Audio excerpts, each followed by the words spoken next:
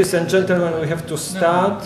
Now there's, we talked about past, now, excuse me, now we will talk about future. We have not enough time, yeah, for Europe, yeah, but I hope we have a good discussion. It was mentioned that it is, you know, much easier on the neutral ground to discuss such a complicated relation like German-Polish relation, but probably the same is with Europe, United Europe. Sometimes in Europe I have the impression you cannot really, you know, be skeptical a bit about European integration. Yeah? So sometimes it's like blasphemy to talk, to pose some problems. And I hope that we will also talk not only about, you know, advantages of this integration, but maybe also about these differences of perspective on Europe, what maybe is rooted in the historical experience. We have very distinguished panelists. The first one is Marek Cichocki, who is a political philosopher and public intellectual, very known in Poland, connected with many institutions. I really don't remember. One is University of Warsaw, but the other is the Center of European Studies, Natolin, and he published many books. One of Europe and German-Polish relation. One very important chapter of this book, one book about conservatism, and today he's an advisor to Polish president for the question of European treaty. In Germany, also very known as Deutschland kritische Denker, as was mentioned by one of the journalists. So we will see what is your perspective and what is the Polish position in this respect, as a respect of the European Treaty. The next panelist is Hans-Jürgen Heimsoth.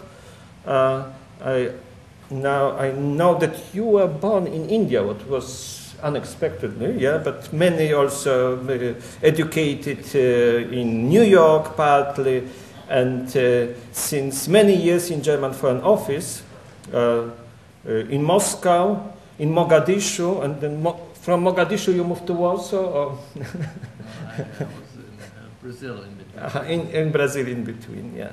And then also Mr. Heimsoth served as a private secretary to Federal President Richard von Weizsäcker, and now is a Consul General in USA. And we have also Polish as a Consul General of Polish Republic in New York, Mr. Krzysztof Kasprzyk, who is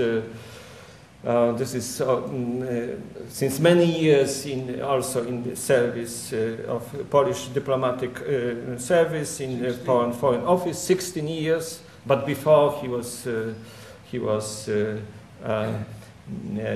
doing some, you know, in physics, what is very nature science, what is yeah, sometimes this turn, you know, from the science to the diplomacy may be an advantage, you know, to apply the criteria of the strong rationality to the topic of history and politics. And the third. Our next speaker is Professor Klaus Zimmer, who is professor of political science at the University in Trier, but since several years he is a director of the German Historical Institute in Warsaw. Before he was known, I must mention, as the only professor of political science in Germany who knew something about Poland. So he has many really many PhDs and so younger scholars were made under his written under his supervision. And now he's also my colleague from the University of Cardinal Stefan Wyszyński in Warsaw, the same department. So we start with Marek Cichocki. Please maybe shorter than previously, maybe 15 minutes, strong thesis, and yeah, and then we have probably more time for discussion. Yeah, please. You can. Thank you very much, Mr. Chairman.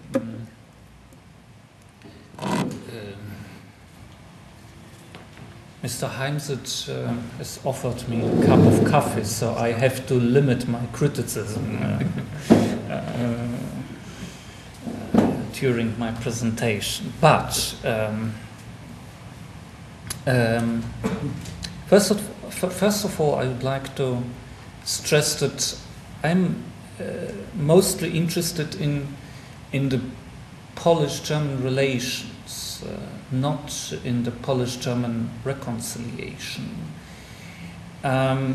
Because paradoxically, it seems to me that it was easier to complete this idea of reconciliation than to establish a real partnership, a real political relations between Poland and Germany.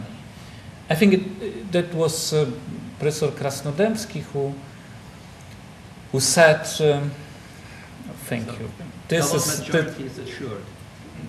This is a sign of good Polish, German-Polish relations.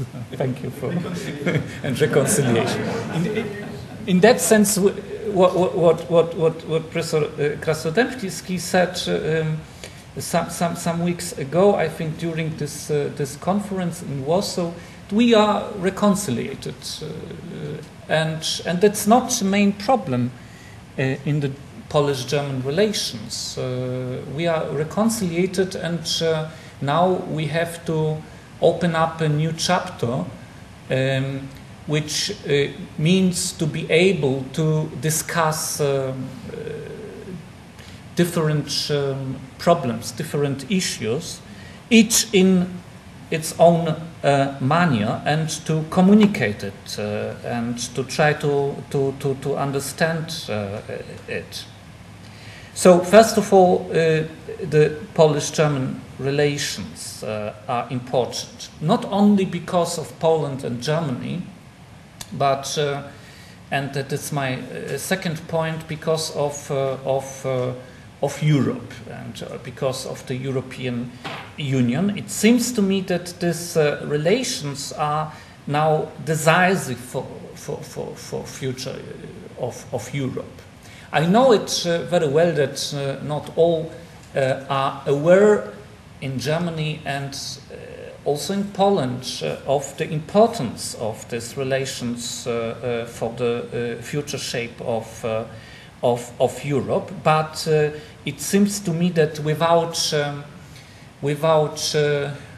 opening up this new chapter in our relation, it is not possible to use this political opportunity given us by the enlargement.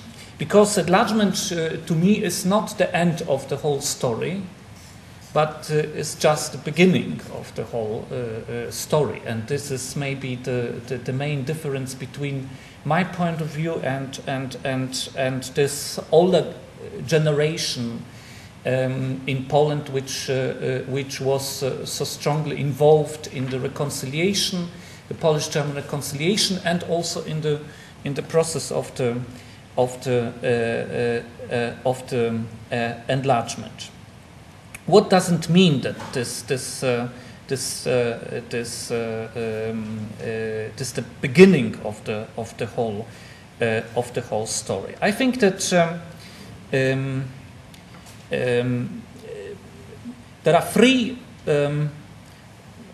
issues which are, in my opinion, important for understanding the meaning of the Polish-German relations for the European Union and for the Europe as a whole in future. Then, despite of an issue which is related to the European identity policy, and which was discussed in the previous discussions today, it seems to me that the one important point is the question of the uncertainty of the further development of Russia and the political situation in Russia, and this issue touches Polish-German relations directly. So far I know, Vladimir Putin is interested first of all in the situation in Poland and in Germany. From the European countries, he is provided by a very deep and comprehensive information every day regarding these two countries, these two European countries, Poland and Germany.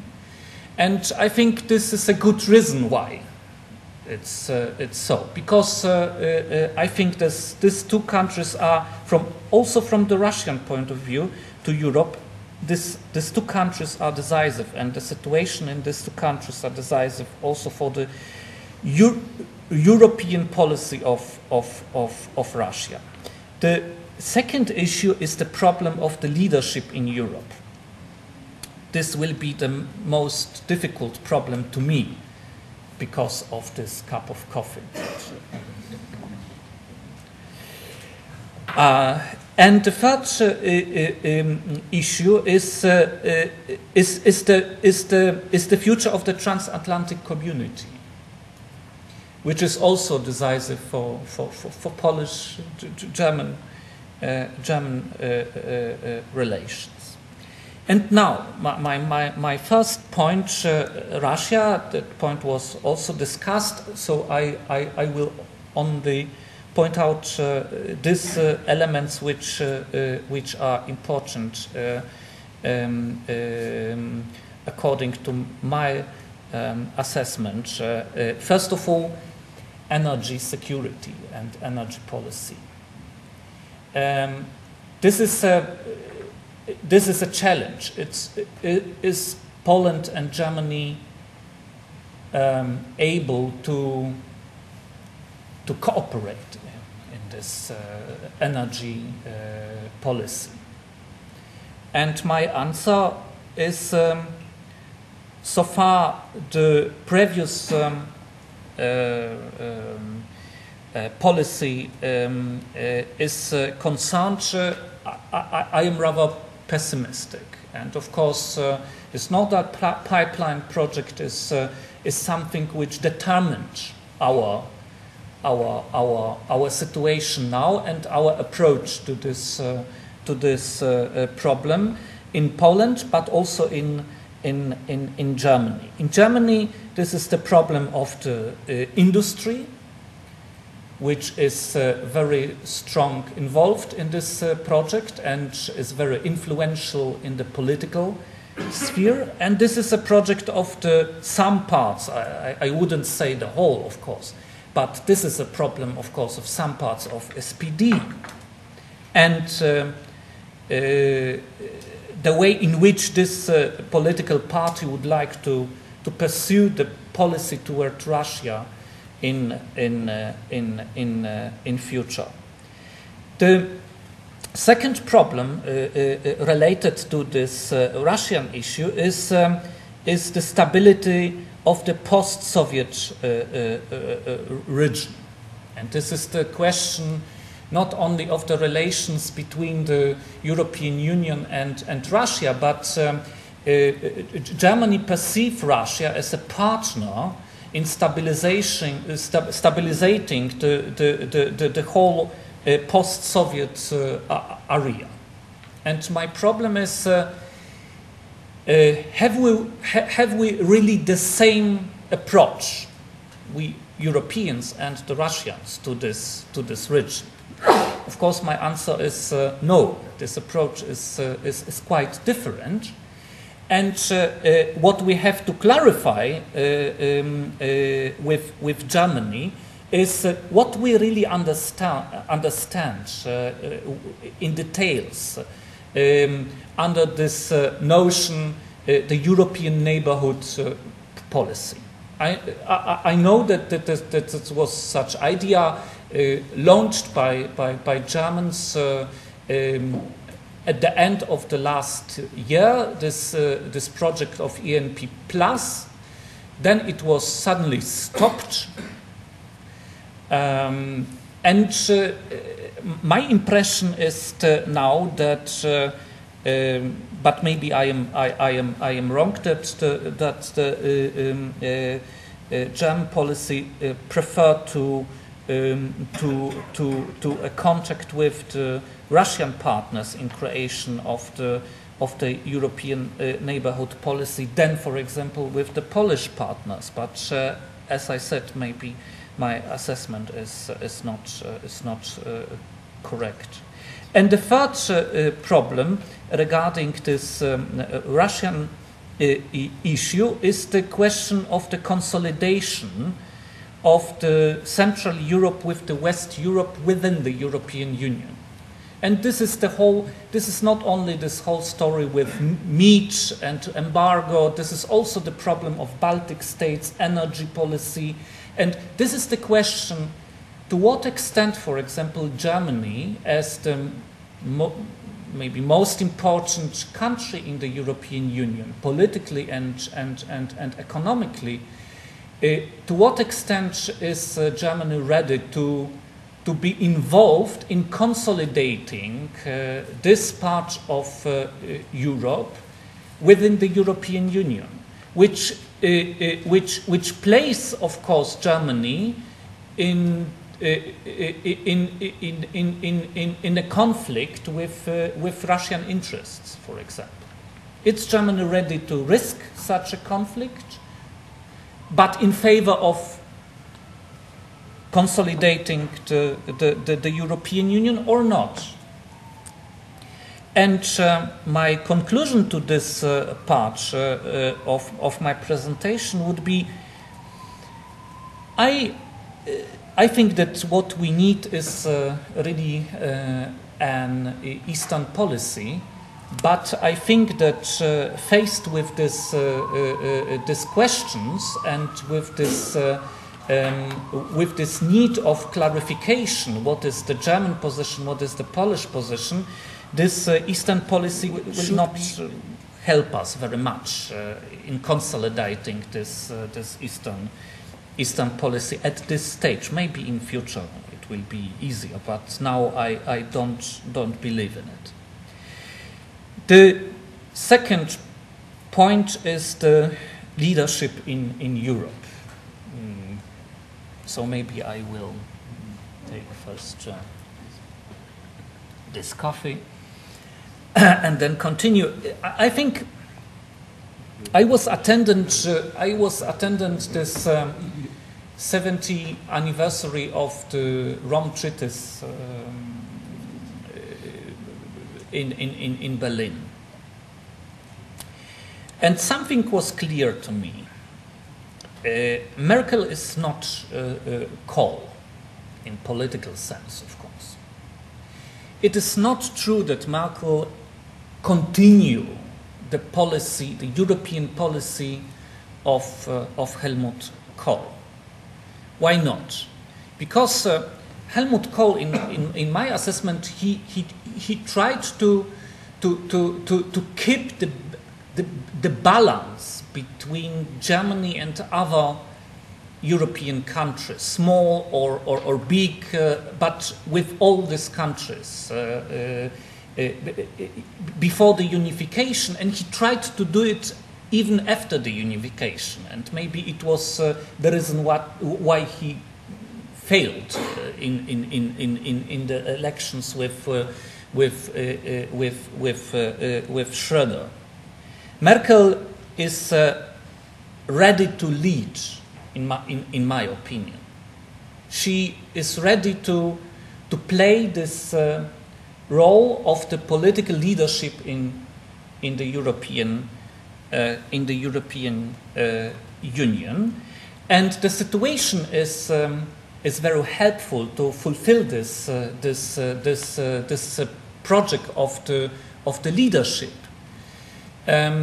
because United Kingdom is, as usual, not very much interested in European affairs, and will be even less interested in future,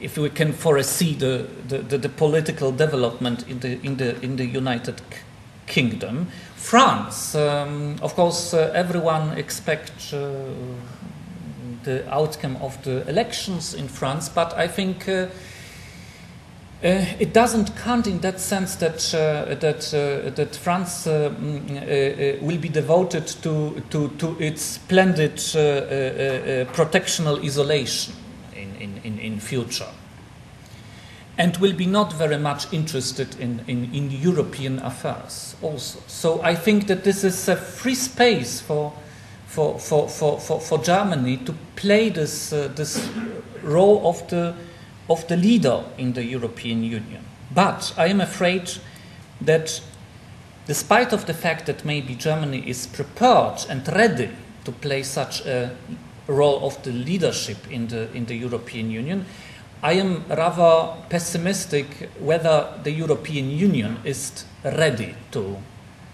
accept such a leadership. In that sense, I think that we are back to this fundamental question posed by Timothy Garton Ash in this book you have mentioned previously, In Name of Europe.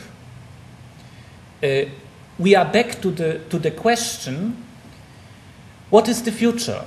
Is the future the European Germany or German Europe? But of course, the situation is much more complex because we are after enlargement. And this is even more difficult to have a good answer to this fundamental question in an enlarged European Union. The last point is the transatlantic community. I think that we should avoid something we are faced with now, namely some kind of rivalry between Poland and Germany, who is the better friend of United States in Europe. This is something, of course, common to this question of the political leadership in the European Union, because, of course, not only Russia is interested to have a European leader.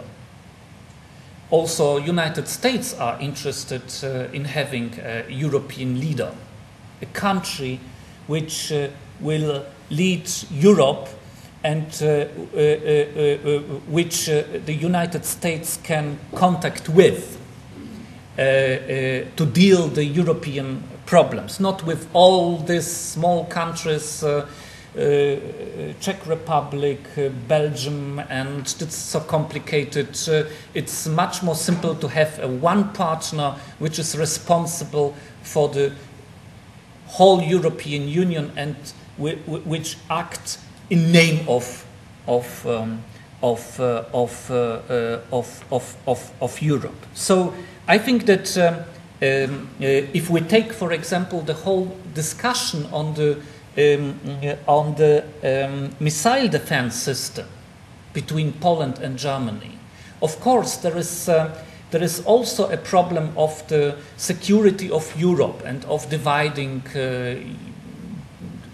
Europe. But to some extent the answer is this rivalry between Poland and Germany. Who is better in keeping European interest vis-à-vis United States, which is of course a very important question when we consider the fact that the Americans are less and less interested in Europe, of course.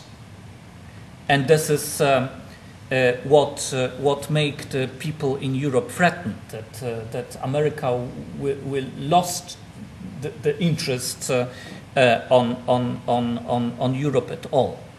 And finally, the conclusion. I think that, first of all, German-Polish relations are decisive, in my opinion, for the future shape of Europe and European Union. Then we have the problem of Russia, which is the Polish-German problem, in fact. And then we have the problem of the political leadership in the European Union. It seems to me it is also a Polish-German problem. Also, if we take the particular case of the Constitutional Treaty. At the end, Poland and Germany is at the stage and have to tackle the whole problem. If not, then we will not have any Constitutional Treaty. And third, the problem of the transatlantic community, which is also very strongly a German-Polish problem. Generally speaking, I think that maybe the politicization of the European Union is an inevitable process, but in my assessment, this is a long-term process. And first of all, we have to clarify our national positions within, of course, European Union, mostly between Poland and Germany, because we have to make a progress because of the lost time in the past, and then maybe we can build any political project in Europe. Thank you very much.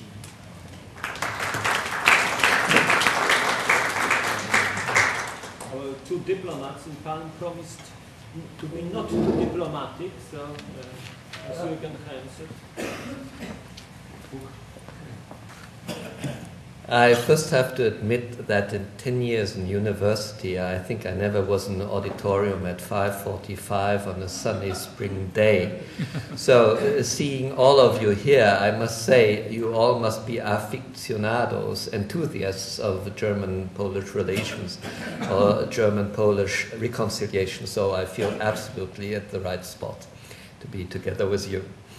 I have to say two other things. Yes, openness.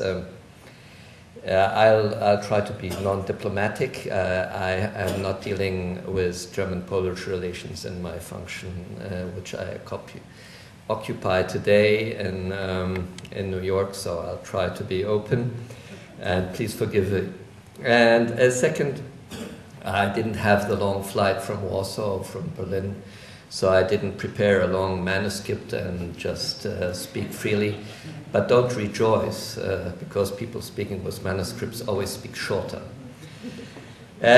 Before coming to the question put on the European institutions, let me say a few words on the bilateral relations linking up to points made yesterday evening.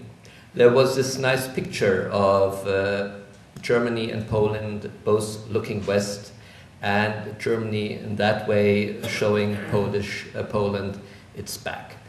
It's true, but it's also not true. Actually not true anymore the way it has been. Of course, still Germans look also to the west. I would say, I would take here a word of Piotr Buras. There has been a pluralization.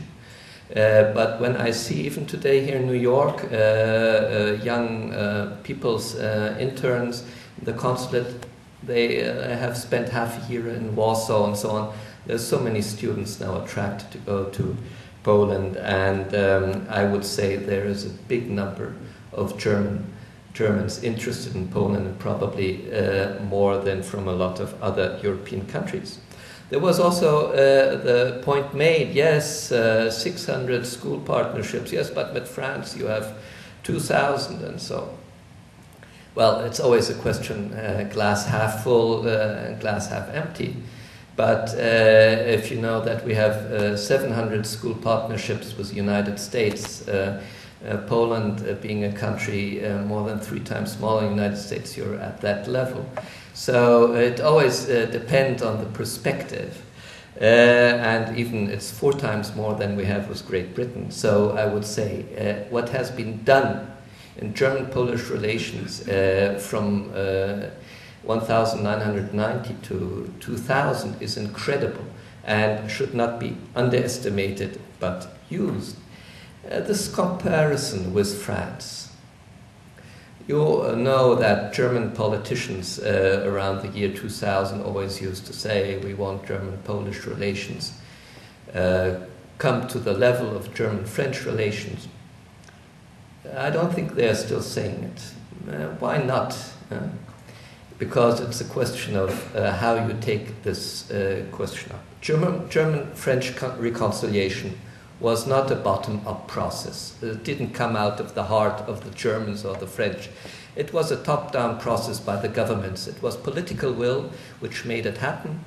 And it was one institution we created. This was Deutsch-Französische Jugendwerk, the youth exchange program, mainly. We have so many more German-Polish relations than organization than was any other country in the world. We have so many foundations, we have prizes, you can't name them, yes? More than with any other country of the world, and I would put the question, why does the German-Polish Youth Foundation, the second only we have next to the French, doesn't get the money it should get from the Polish government, or always with quite some retard coming later. Why are so many of these important German-Polish institutions without heads on the Polish side, without new directors? So it's a question of political will and making these relations work for the reconciliation, but on the other side, I would agree to all those who say that German-Polish reconciliation has been achieved on the level of people overall. There was, I think, in the year 1999, a big international conference in Stockholm where people from Germany and Poland were invited to present German-Poland as an example of reconciliation. I really do hope that nothing should be done really to turn the clock back. So when we come to our topic, the place in one last point. Being here in New York in the United States, I would call on everybody to be more American. We have President, Chancellor, which are all very close to President Bush, looking very much to the United States. What do I mean, be more American? The past cannot be the only point of reference for our political action. If you look to how political action is formed in the United States, it's not the past. Maybe sometimes it would be better to look a bit into the past, but it is the political will. What do I want to achieve? And I think this is actually in the sense, as Marcin Chodzki put it, should also be our aim to think, what do we want to achieve, Germans and Poles, politically. The place in Europe, I think it's quite clear. Germany and Poland are in the center of Europe. This is not only a geographical positioning, it's also a political one. And the whole of the European project is largely dependent on a successful convergence of Poland and Germany and their respective interests. And this, in my view, also means it would be good if bilateral relations would be kept out of domestic politics or arguments used against Europe in that respect. Both Poland and Germany are crucial for the future of Europe, and in that sense, starting enlargement share a particular historic responsibility. And together they have great influence, I think, also on Europe's place in the world.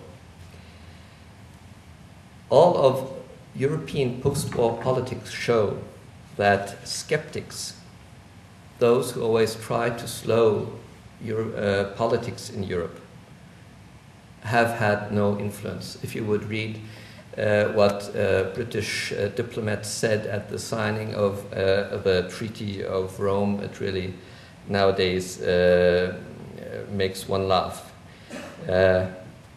But we all know that the motor, so-called German-French motor of Europe is not sufficient anymore in promoting the European project. A lot of people in Germany had hoped that Poland would take part in this project, but so far it has not come so far.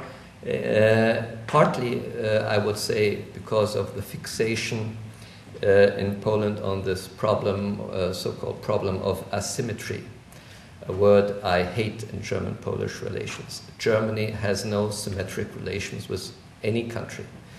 And I don't know if there are symmetric relations in the world.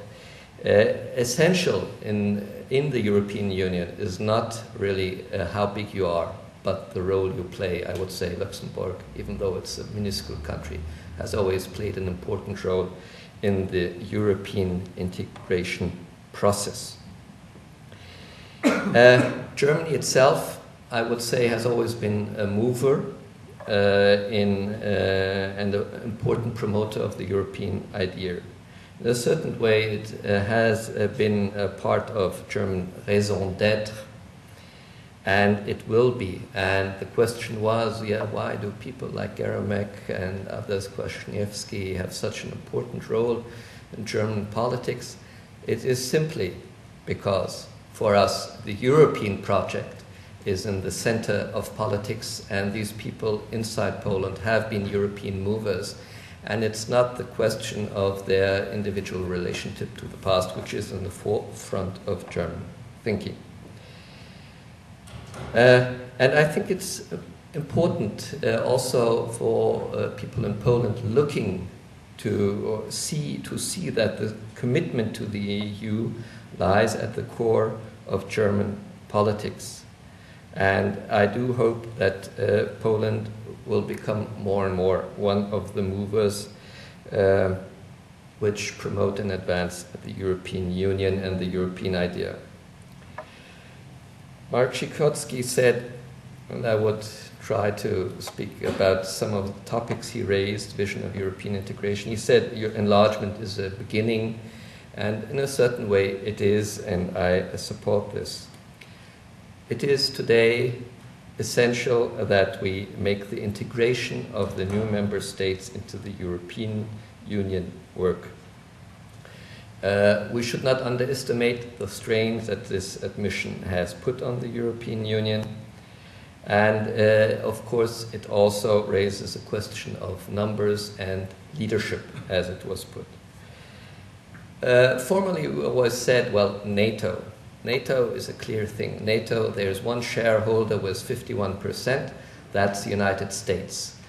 In Europe, we have no shareholder with 51%, and also Germany now has only the presidency and has not the leadership and doesn't aspire the leadership.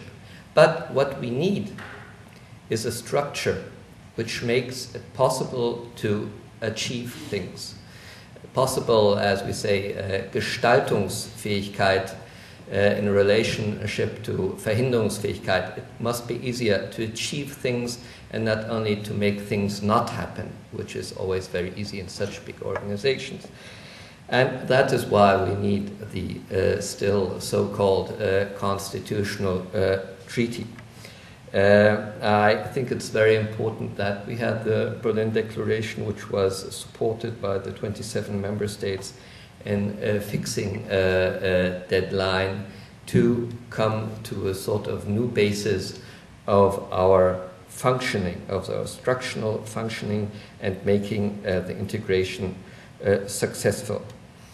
And here I simply would say that the way counting was inside the European Union through the Treaty of Nizza will no longer be. There is a complete majority inside the European Union, which agree that this is no way. I would say Nizza is dead. Another point you raised was Russia. This is really a big and difficult problem. Here again, we have to look to geography. It is the European Union's most important neighbor. And here I would agree with some of the points made during the day. The European countries, European Union, is going through a learning process. But this process is underway, and of course we have to learn that every one of the Baltic states has its own history with Russia, and this one individual history is more important for Latvia or for Estonia than some of the ideas maybe the Western European countries have conceived during the last 40 years or 50 years. I am absolutely confident that European solidarity will prevail. Germany, of course, is in a special situation. It has good contacts with Russia. It sees the importance of Russia, like most of the rest of Europe, especially Eastern Central Europe. It needs also Russian gas and oil. This will continue for a certain while. But I am absolutely sure that everything which is being done in relationship to Russia is done through policy of the European Union, because this is the way it simply functions, and national policies in that respect don't work anymore. And of course now Estonia is a good case, and it simply will be to the detriment of Russia, in my view. I will come to the end and make two final points. I think Europe needs to be further consolidated on the international stage.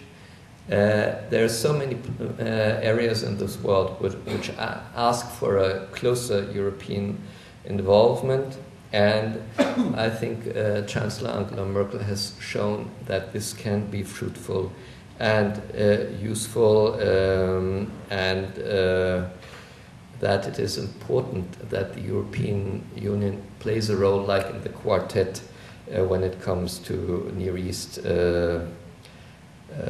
questions. Last point, I would also say that we need a very closer integrated Europe as a partner to the United States.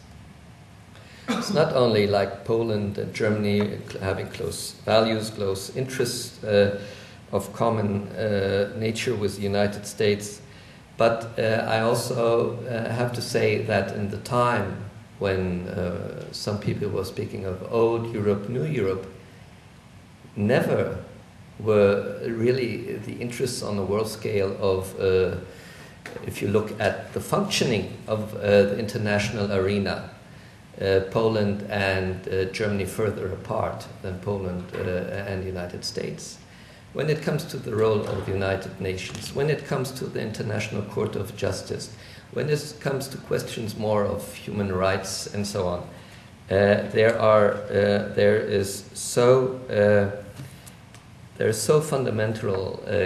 fundamental closeness, I would say, between Germany and Poland, that we have an interest that this European Union comes as an actor into the world arena. We, Poland and Germany, cannot, in my view, have an interest in a multilateralism à la carte, or in other new different coalitions of the willing. Both of us are interested at something which was called the West. In the old days, stays the West, that is a community of the United States with the European nations, best sort of put into an organization through NATO. Thank you very much. Thank you.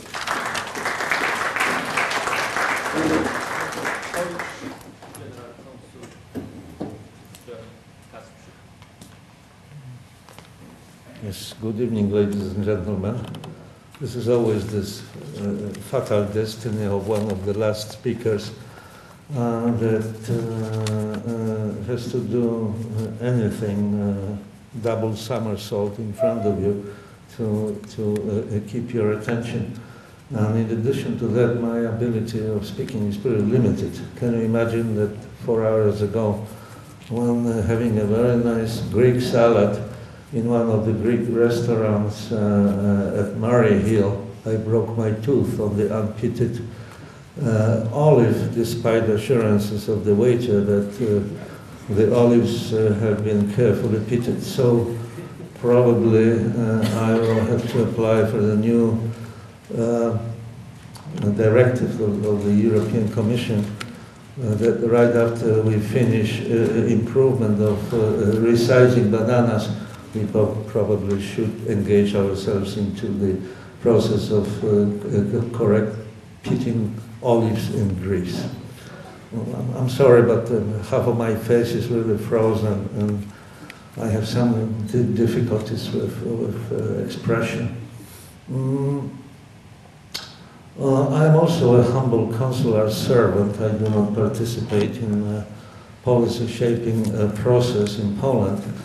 And in addition to that, my expertise in Polish-German relations, which you probably expect to be demonstrated to a certain degree, is not too big. From the past 20 years of my life, also professional life, 15 I spent on this continent working in locations like Los Angeles, Vancouver in Canada, and now somehow crowning of my North American consular career here in New York. So instead of touching the world of great politics, which has been dominating over this auditorium for the past, 9 hours now, I would rather offer you a brief confession of mine based on something what I would define as my understanding of, or my comprehension of open society culture. And also I'd like to say just a very few words, a few micro remarks emerging from the grassroots perspective. My impression after, and I spent almost 5 hours in this room today, is that somehow we missed the perspective of the ordinary people in Europe, especially in the countries which are new members of the EU. I have in front of me the latest results of the public opinion poll performed in Poland a few weeks ago, showing that the support for the Polish membership in the EU is still highest in Europe.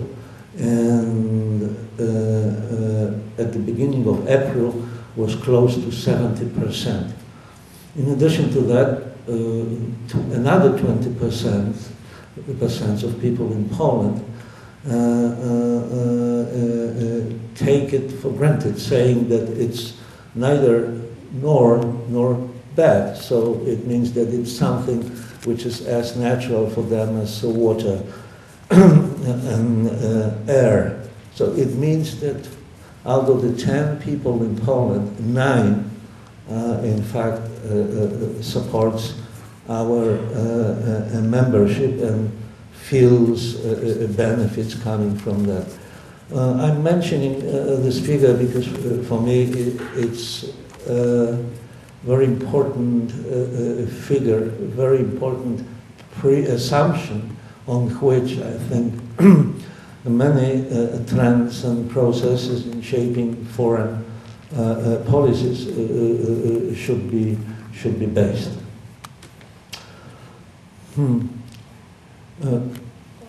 I would like to also to express to you my deep conviction that we must not forget about the constant presence of something which I would call, excuse me, romantic and historical dimension of European integration in the public discourse on a multilateral and also bilateral level, also between Poland and Germany. I see clear unity between the overwhelming support in Poland of our membership and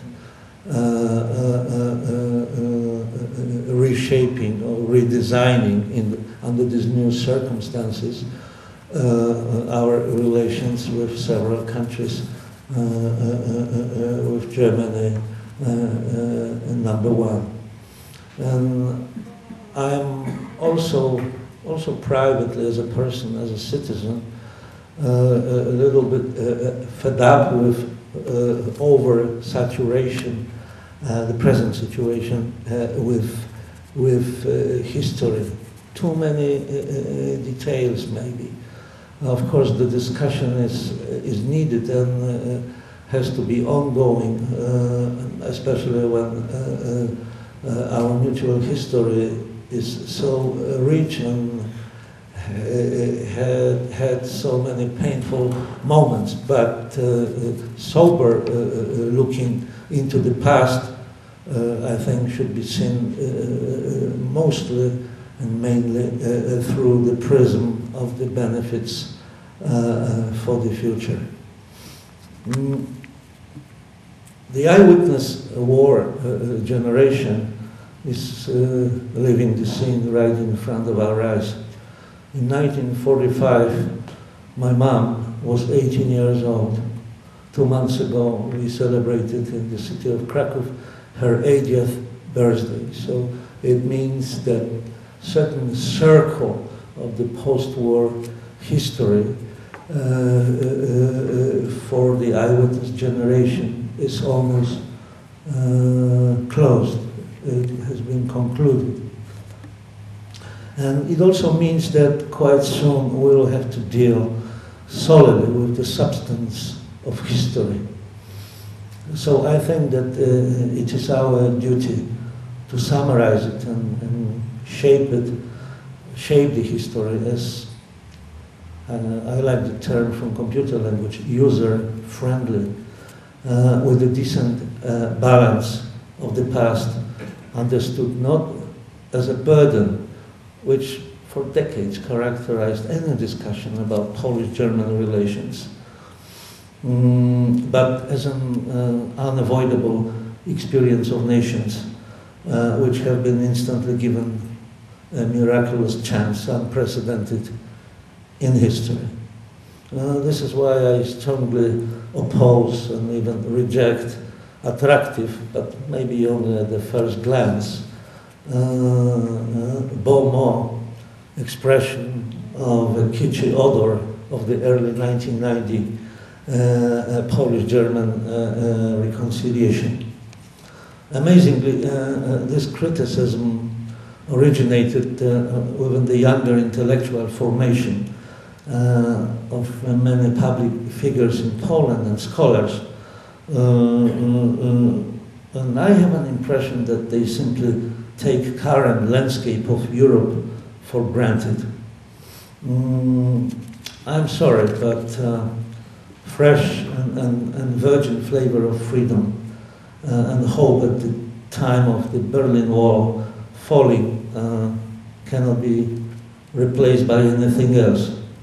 That eruption of enthusiasm and so to say political happiness was a rudimentary consequence of the big history in the making and has been closed forever within its own profound uniqueness and greatness. Healing the wounds of history needs enormous courage of vision, I think. Almost 20 years ago, I was sitting in the Chicago radio studio. I used to be a Polish immigrant at that time. As one of the panelists of the then one of the most popular political radio talk show in America. I think it was Steve Duesenberg show, quite popular at that time. There was a TV set in the studio with a live broadcast from Berlin. We talked about what today is called the Autumn of Nations. Seated next to me was one of the American political scientists professionally oriented towards Eastern Europe.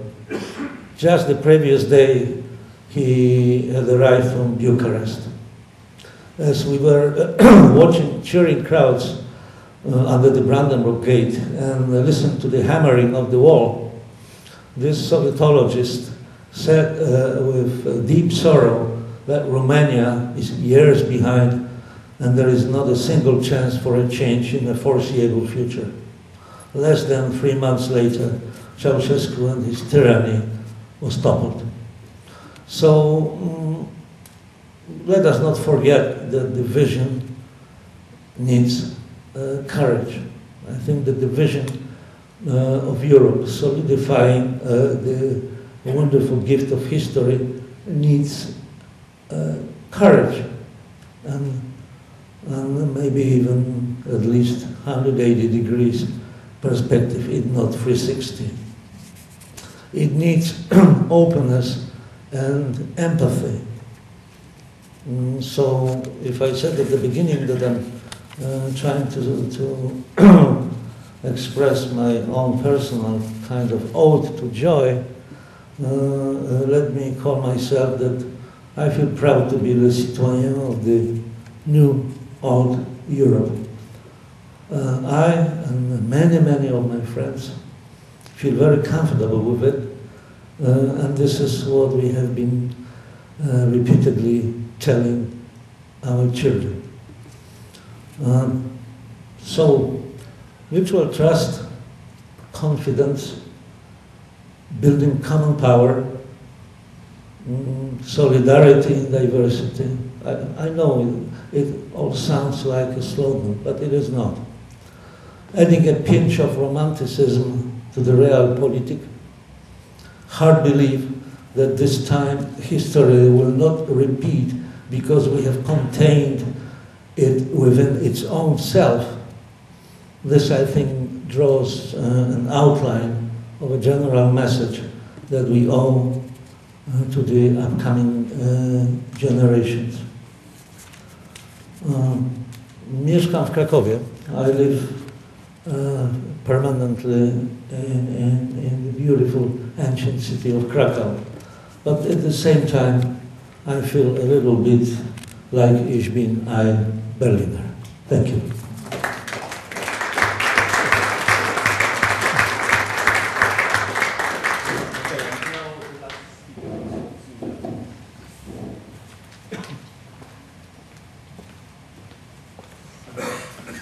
Yes, ladies and gentlemen, I also want to heartily thank for the invitation here to Columbia University. I'm very glad to be here, but as the Consul General of Poland said, he was the almost the last one. I'm the very last one to speak here, and I try to make it short.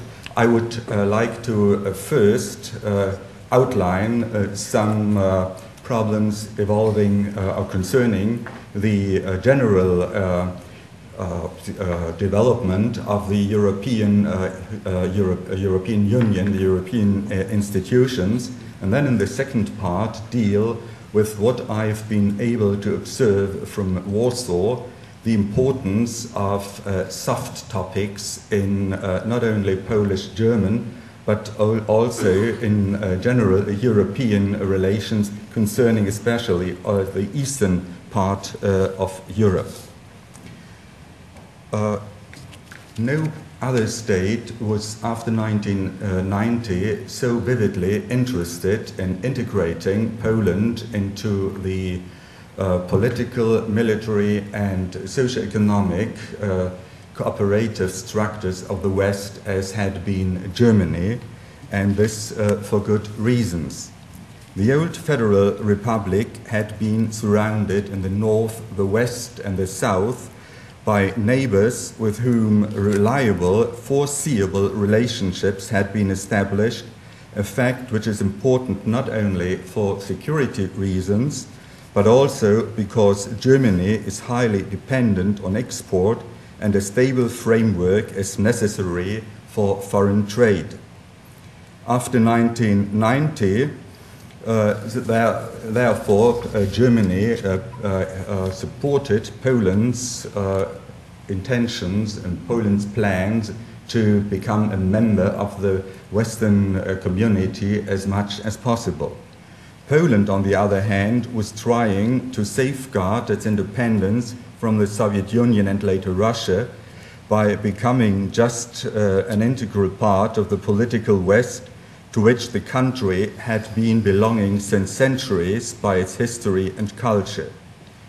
Being put far to the west geographically in 1945, Poland was paradoxically at the same time put far eastwards politically. It was solidarity which in 1989 largely contributed to the fall of the Soviet system in East Central Europe, and the most reliable partner for gradual integration into the Western community was United Germany.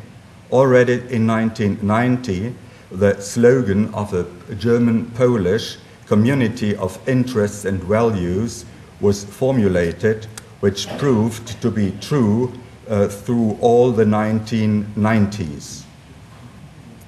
The main strategic aims, Poland's accession to NATO and European Union, were achieved until 2004, but now it is not clear which role the European Union is to play in the years to come. What is the finalité of the European Union? We have had the last large discussion about this after Joschka Fischer's speech at the Humboldt University in Berlin in 2000, but it looks as if the great narrative, always larger, always tighter, has come to an end. The EU is now, or has been in the concept of Schröder-Fischer, rather thought to guarantee order on the European continent and was to be developed to a global player on the basis of democracy, law, and liberty. There has been remarkable progress in the result of the constitutional process, EU foreign minister, extension of majority decisions, more parliamentarization, and so on. But still, homogeneous voting in essential domains remains necessary, as in foreign policy, in taxes, and so on. What seems to be the situation at the moment is we don't have a grand design. Everybody seems to limit himself at the moment to a policy which is feasible. New tasks have arisen, as for instance with the EG as a geostrategic factor, and this determines, for instance, the role which Turkey is being given in the situation in which we renounce at a deepening of the community. It is interesting to get partners which may stabilize the geopolitical situation, such as Turkey. But in the moment when you want to deepen the integration process, this question looks different. We do not know until the end what is the position of the Polish government in this domain, and here in the room are persons who are much more familiar with the Polish plans in this dimension, in this direction, as what I could here say. But I would give some data on the attitudes of Polish and the German population concerning the integration process, a little bit developing a little bit further what the Council General just has said. Indeed, recent data show that the membership of Poland in the European Union is vividly supported by Polish society, and here an important role plays the positive experience Poland has made, especially with billions of euros coming from Brussels. But it's not only this. The interesting data were taken some 2 years ago, which show that there is a high willingness in both societies to transfer important competences from the national levels to Brussels, because people expect these problems to be handled more efficiently on the EU level. The top 4 items are mentioned in the same priority and with about the same percentage in both societies. Fighting against international terrorism, 87 or 86% respectively, so an extremely high score. Fighting against trafficking with men, or rather women, fighting against organized crime, and fighting against drugs. Between 70 and 80% of Poles and Germans support a common foreign, defense and security policy. More than 60% on both sides are pleading for an EU Minister of Foreign Affairs. 84% of the Germans and 71% of the Poles are supporting a foreign policy independent from the USA. On the other hand, 47% of the Germans and 55% of the Poles want to maintain the possibility of a veto in questions of primordial national interest. The conclusion one can draw from a high tendency of transferring competences to Brussels on the one side and to keep national veto powers on the other is that implicitly a majority of Poles as well as of Germans prefer a network of intergovernmental cooperation, not a cooperation within the structures of a superstate. Many of the differences between German and Polish elites, according to my observation, are caused by misperceptions of the other side. Sometimes one has the impression that a social psychologist is sometimes needed in German-Polish relations. Some of these misperceptions have already been evoked on this conference. Let me just give another example connected with a famous pipeline. It's on the other hand, one could say it's realpolitik, where there's thinking in historical categories. German politicians, Poles are looking at energy politics primarily under the prism of political strategic perspectives. German politicians take the starting point for planning the existing political framework in which Poland is an integral institutional part of the West. At least as a part of Polish politicians seem to perceive problems rather in terms of historical conflicts. So the pipeline was perceived as if Poland was still somewhere in between Germany and Russia and not part of the West, of the political West. This led to the famous comparison of the pipeline agreement with the pact Ribbentrop-Molotov. The plans of building this pipeline had long been known.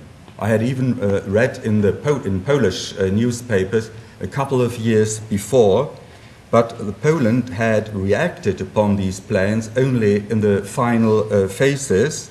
And according to my knowledge, the pipeline is not of vital interest for Poland's energy supply. But the circumstances it became known to the larger public were catastrophic.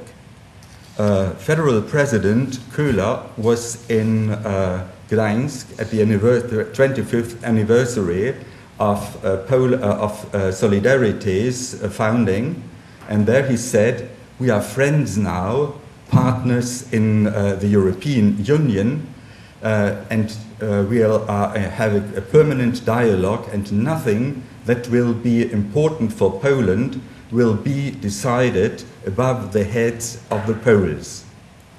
Exactly 1 week later, Polish public opinion was informed by the media that the treaty on the pipeline was signed, and there were spectacular pictures of Putin and Schröder as the grandfathers of these, as the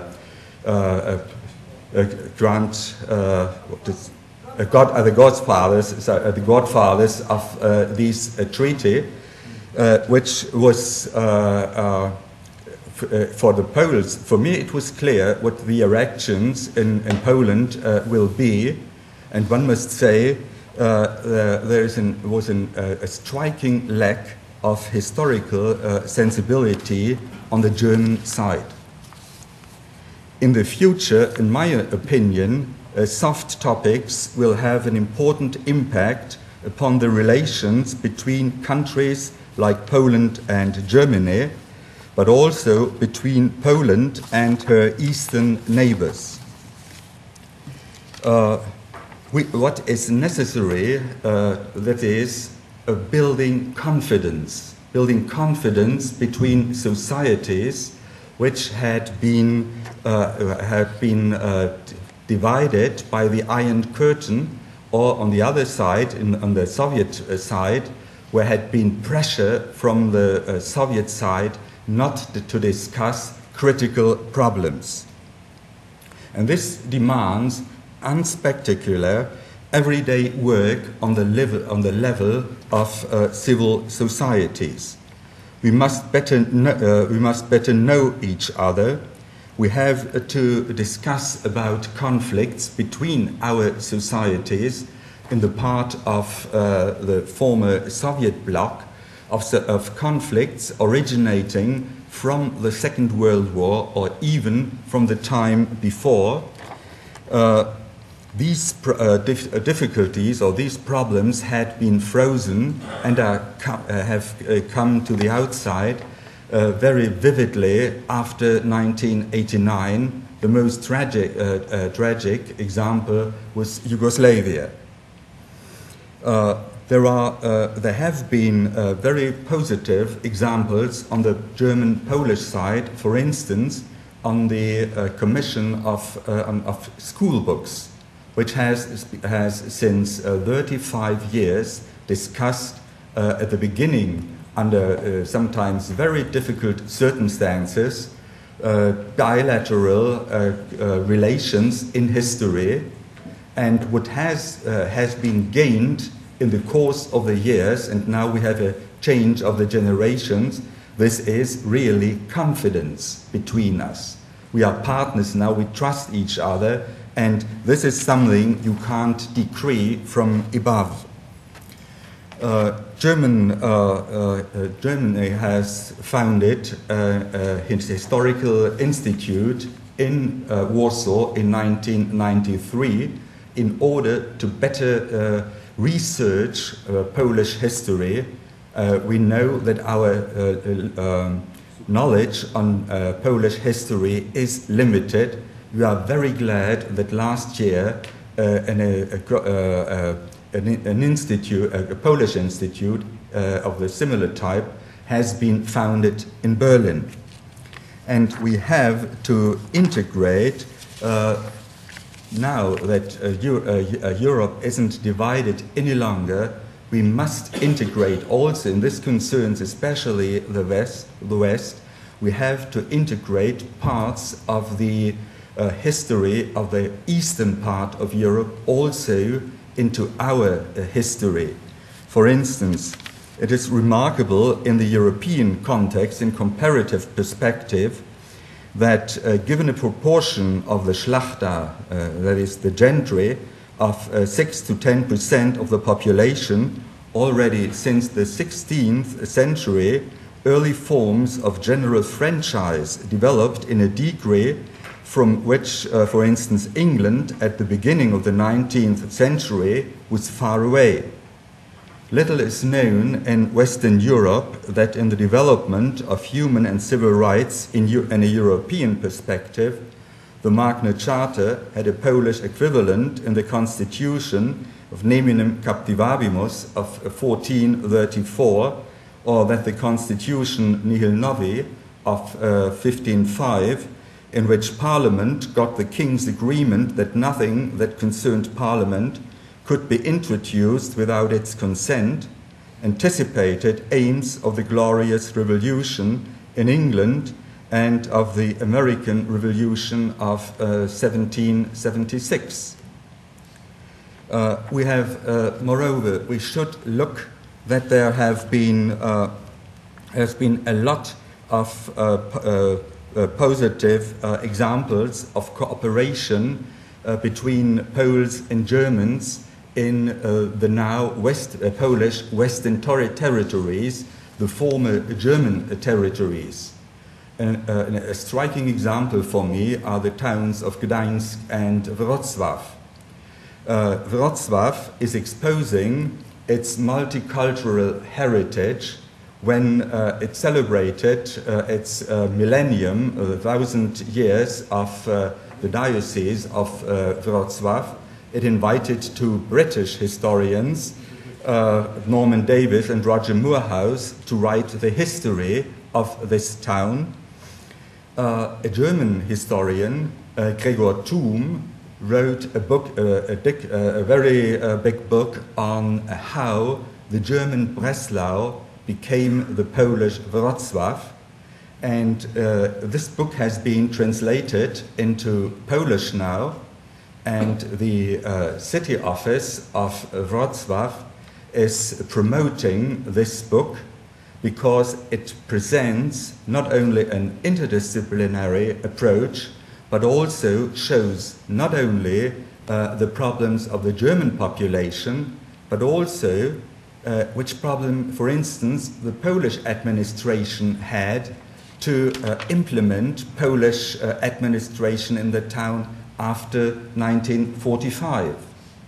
This is a very interesting approach, and one of our fellows is writing a PhD dissertation at the thesis at the moment on how the Polish town of Grodno became a white Bielorussian town. And I hope the people of Wrocław will experience the same book on Lwów and Lviv. When I had just another example. Okay, I see. It's, but we could mention quite a lot of these things. Just one thing: the cooperation between the universities gives one wonderful result. more and more German students are studying in Poland. Last year's the number was more than 1,300. And these people, it is supported by the Erasmus program of the EU, in which the credit points achieved here are acknowledged at home. So the students don't lose time, come here to Poland. Sorry, I'm Warsaw based, which you see.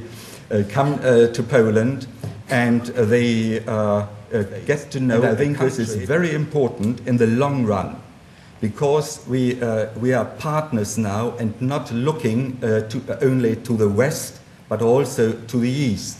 And the same, I hope that Germans will much more deal in the future with Poland, with the Czech Republic, with these people, but also that Poles will deal with Ukrainians, Belarusians, and so on. Here, we can create confidence in the long run, and it is very interesting to see just 1 minute, to see the results of an empirical research published last year. After the troubles in German-Polish relations, one could have expected that people see the German-Polish relations much worse than, say, in the year 2000. The opposite is true. People see Polish-German relations on both sides better than 5 years before. And why? Because they have everyday contact on on a lot of levels. And this is what I propose also for Poland and Germany towards their eastern neighbors, to increase these contacts. In social sciences, sometimes there is discussion what is more important, structures or actors, political actors. Here we can say, let's create the structures, let's create gradually structures which create a climate in which wise political actors in the given moment will be able to deal and to make use of the situation, which is then quite natural in the same way as it was after 1989, natural that the now members of the European Union will join the political West. Thank you.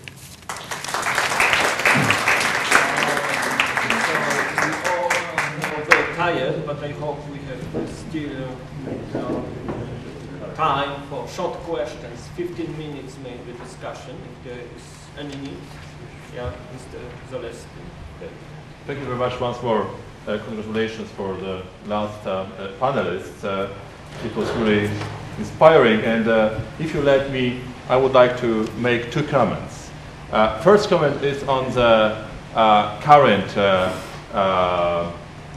Polish engagement into the EU policy, and second one is just regards the future. So I would like to start with just stating the very basic fact, which was supported by the data provided us by the professor, that in Europe there is no more nation which seems its interests as much connected to the European process as the Polish nation. And it is, as historian, you can, I guess you can agree with me, it is deeply rooted in our heritage, in our historical experiences. As a matter of fact, Poland, in its Eastern or Central Eastern European history, always was looking for cooperation, for creation stronger institutions, like, for example, Polish-Lithuanian Union, which was one of the most successful unions of this kind in Europe. And also it is based in the experience of both totalitarianism. Now, I would like to say that sometimes it's better to look at facts than only to concentrate on the climate of the public discussion or what is read in the media. Because if you take the concretes, the current Polish engagement into the EU is, in my opinion, very, very high. Let's consider the Polish participation in writing of the Berlin Declaration. It is not only the German success, it is also the Polish success. Then let's consider our engagement in writing of the Energy Declaration from the last European Summit in March. I do believe that our engagement was crucial also to convince some other European partners in the general European position. Let's consider our position vis-à-vis European Union policy towards Russia. That during one of the last corridors, our representative agreed with the European Commission very exact moves, as a matter of fact, supporting the Commission by not making any kind of remarks to the proposal of the negotiation mandate for the EU with Russia. Could you find the opposite examples? I cannot. So I think that, first of all, let's not concentrate on myths, let's concentrate on facts, then the future. And that is the crucial one. If we are so pro-European, it means also that from our perspective, it would make sense to strengthen institutions in the EU, also to strengthen foreign policy institutions. From our perspective, it would be great to have the position of European Union Foreign Ministry, to have quite strong and effective apparatus to support European interests. But if there are some questions, if there are some doubts, they are not because the Polish government and the Polish society is not engaged enough into the European process.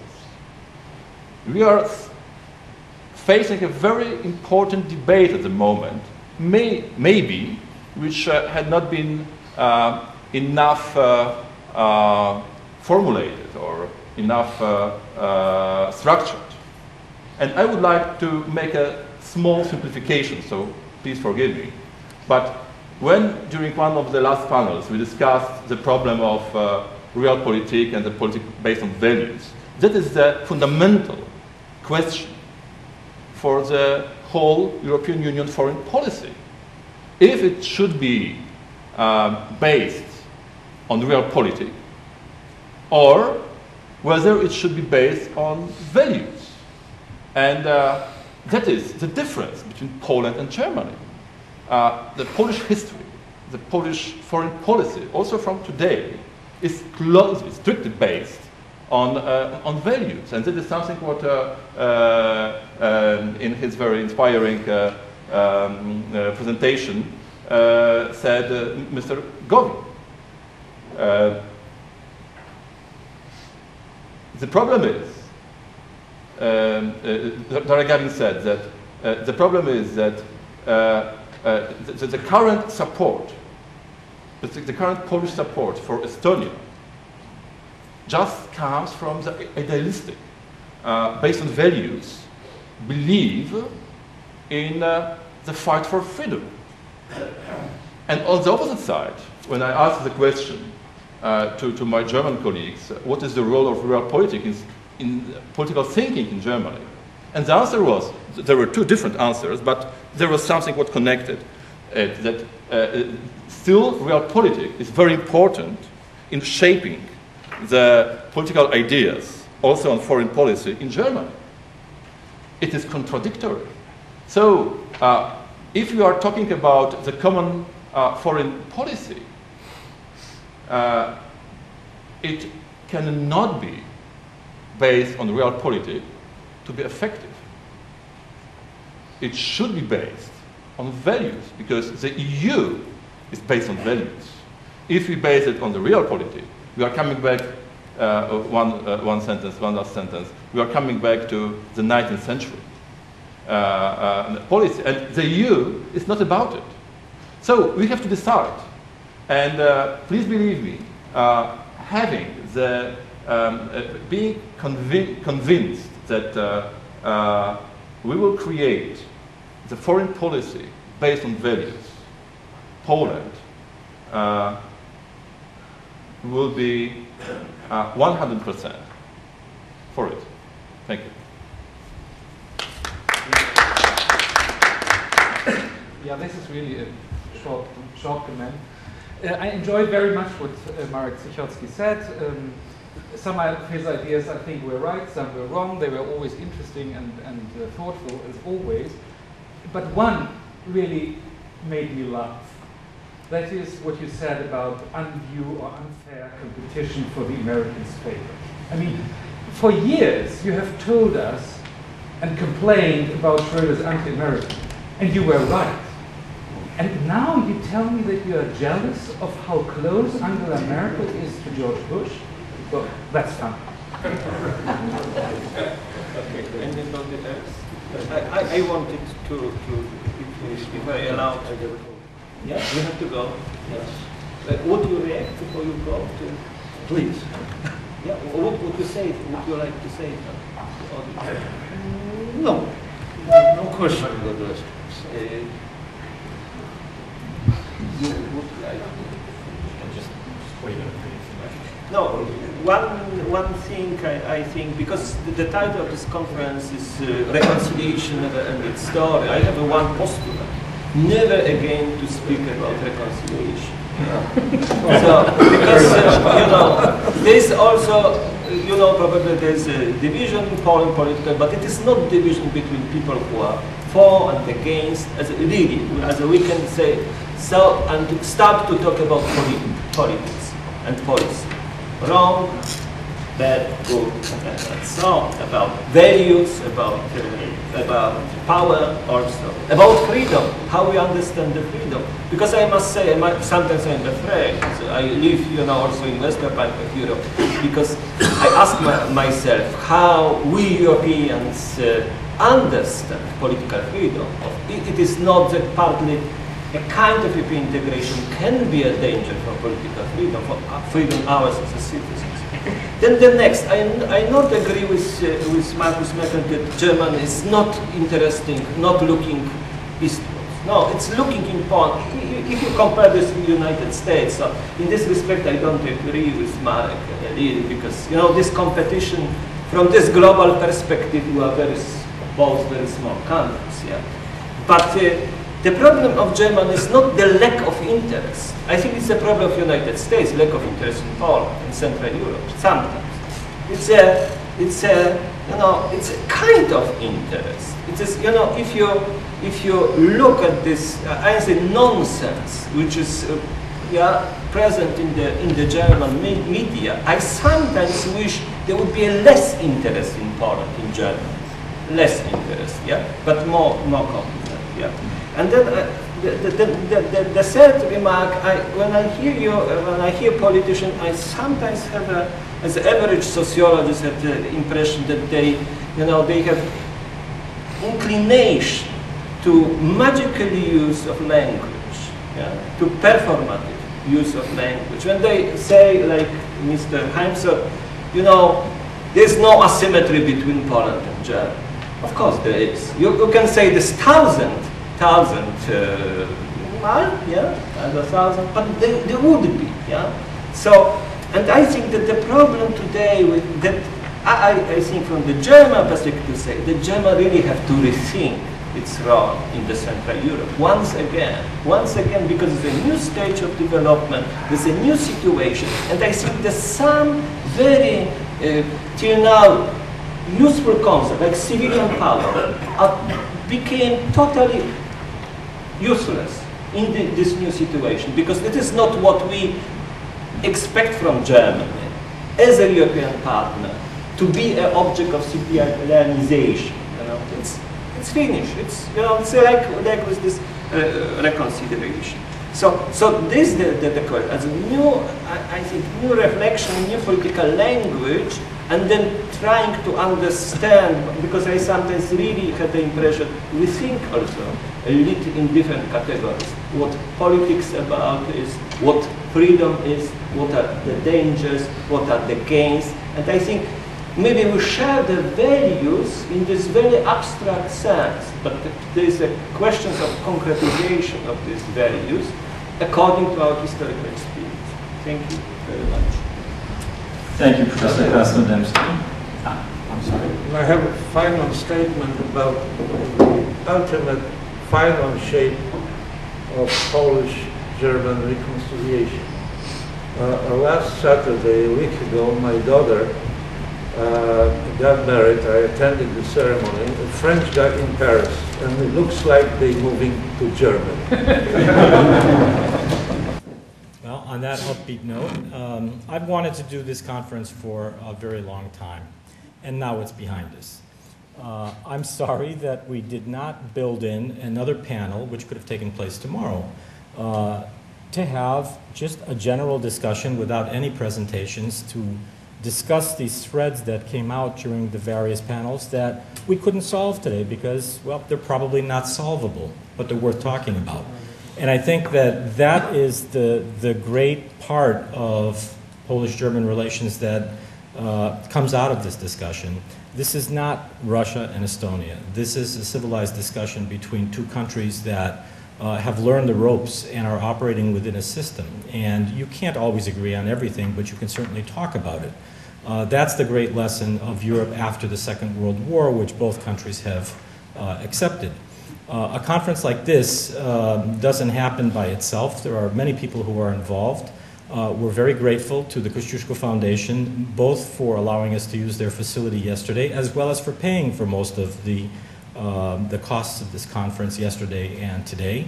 We're very grateful to the Semper Polonia Foundation in Warsaw, also for supporting the program. We have worked with other partners here. I mentioned earlier Professor Krasnodębski, for whom this conference is something of a swan song, because unfortunately his university, the University of Bremen, couldn't get along without him for another year, and so he is not going to stay with us next year. He's going back to Germany rather soon, and we're very sorry about that. My colleague Volker Berghan, who's sitting quietly in the back of the room, who was always involved in the planning and implementation not only of this conference, but all of the conferences that we do. And then, of course, the staff of our small center downstairs, Kevin Hallinan, Asha Bacek, who's waiting patiently to serve you at the reception that we're going to have, Ania Czaplinska and Elena Avesani, who all together worked very hard to make this something of a success. And finally, our videographer, Lubko Kulinic, who is going to take all of what we've done and make it look even better. So I thank you all. I thank the diplomats for taking valuable time out of their days. Our Polish friends, including several high-ranking advisors to the president, which was sort of discreetly omitted during these discussions, for taking time out of their long holiday, the May 3rd holiday, to come to New York and be with us. And our German friends for also coming to New York and taking time out of their busy schedules. It was a pleasure to have you all here. I hope that we can do this again at some point, whether it's here or in Germany or in Poland. Wiedersehen, do widzenia, dobranoc, and please join us for a reception. Thank you very much.